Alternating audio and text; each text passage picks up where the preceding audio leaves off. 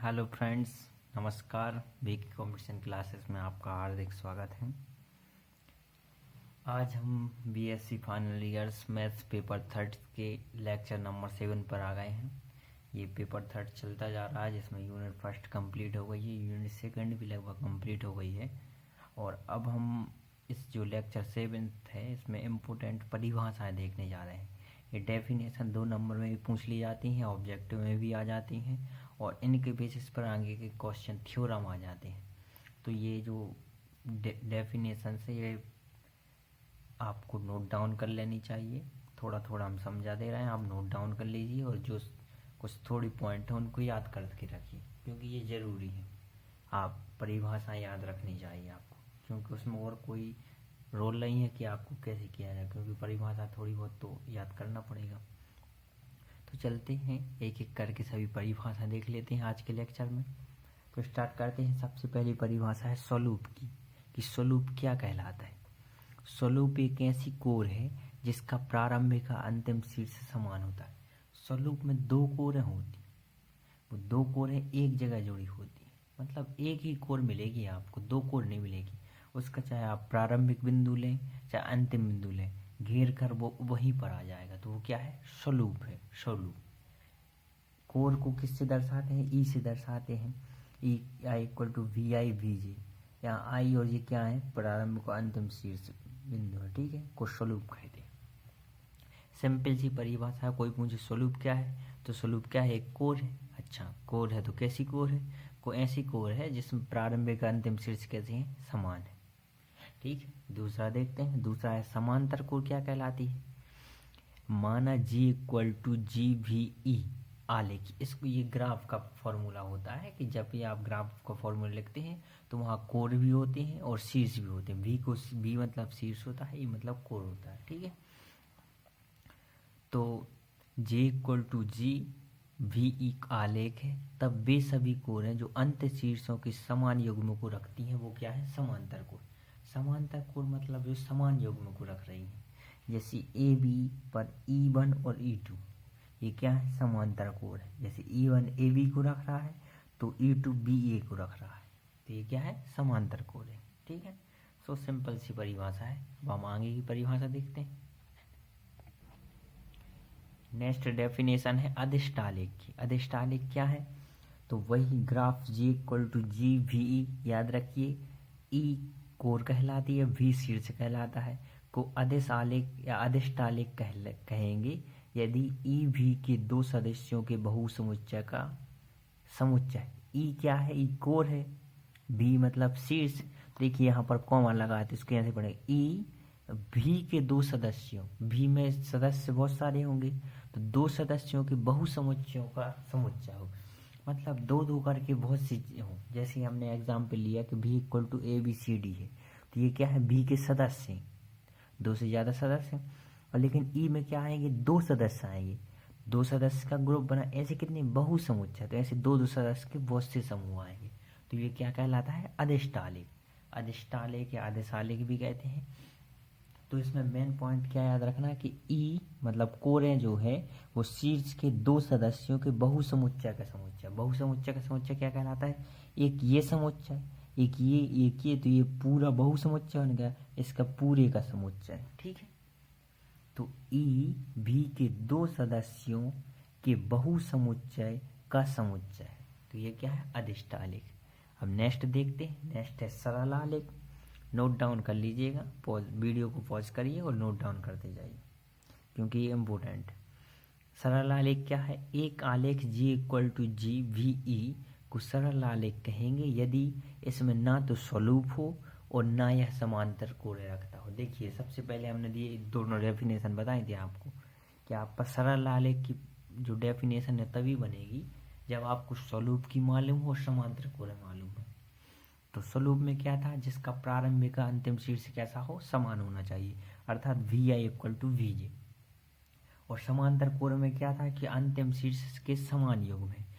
इसमें ना तो एक अंतिम और प्रारंभिक शीर्ष समान होना चाहिए, और दूसरा अंतिम शीर्षों की युग्म कैसे समान नहीं होनी चाहिए। ये है इसकी कंडीशन, मतलब आड़ा तिरछा ऐसा बनेगा इसमें सरल आलेख।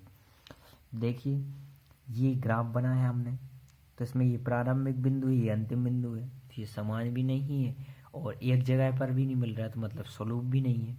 तो यहाँ पर हमने भी इक्वल टू क्या लिया, ये शीर्ष का ग्रुप है, तो शीर्ष कौन है, एक V1 शीर्ष है, एक V2 शीर्ष है, एक V3 है, एक V4 है। इस पर E क्या है, कोर है, तो कोर कौन है, E1 E2 E3 E4। ध्यान क्या रखना है, V1 और V2 के बीच में E1, V2 और V3 के बीच में E2, और V3 और V1 के बीच में E3, और V3 और V4 के बीच में E4। ठीक है, ग्रुप बना देंगे आप, ग्रुप को याद रखना, भी ई में E1 में V1 V2 होगा, E3 में V1 V3 होगा, E2 में V2 V3 होगा, E4 में V3 V4 होगा। सिंपल सा है। तो सरल आलेख में क्या इंपॉर्टेंट रखना है कि ना वो स्वरूप होना चाहिए और ना समांतर कोण रखना चाहिए, ये दो चीज़ें हैं इसमें। ठीक है, मेन कीवर्ड को याद रखिए। अब आगे बढ़ते हैं, अगली डेफिनेशन देखते हैं। आज हम आपको जो जितनी भी डेफिनेशन है वो सभी कंप्लीट करवा देंगे। यूनिट 3 में आ गए हैं हम लगभग। अब देखते हैं नेक्स्ट डेफिनेशन है परिमित आलेख की। परिमित आलेख क्या है, परिमित का अर्थ ही क्या है, एक सीमा में बंधा हुआ, परिमित मतलब एक सीमा है उसकी। तो देखते हैं, एक ग्राफ G=GVE को परिमित आलेख कहेंगे यदि इसमें परिमित संख्या में शीर्ष तथा परिमित संख्या में क्या हो, कोण हो। मतलब परिमित आलेख क्या है, एक प्रकार का आलेख ही है, लेकिन उसमें शीर्ष भी है और कोण भी है, लेकिन उनकी संख्या फिक्स है। आप संख्या बता सकते हैं कि हाँ इसमें इतने शीर्ष है, इतनी क्या है, कोण है।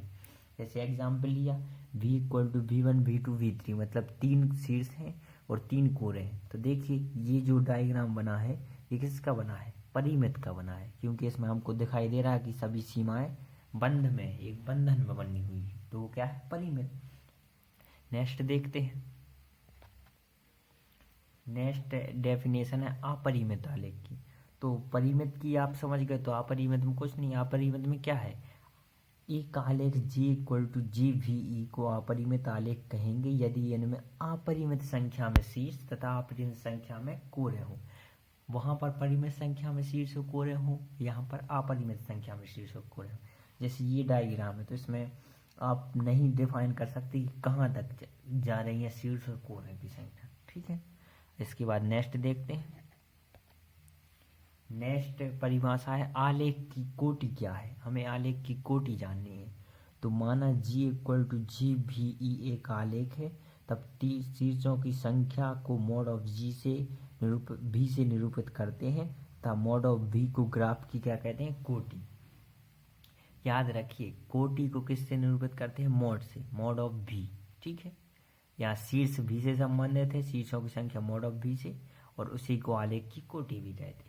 अब ये आलेख की कोटि मॉड ऑफ V कहलानी, तो शीर्षों की कोटि क्या कहलानी, मतलब कोरों की संख्या को कैसे निरूपित करेंगे, मॉड ऑफ E से, क्योंकि शीर्ष को V से दर्शाते हैं और कोर को E से दर्शाते हैं।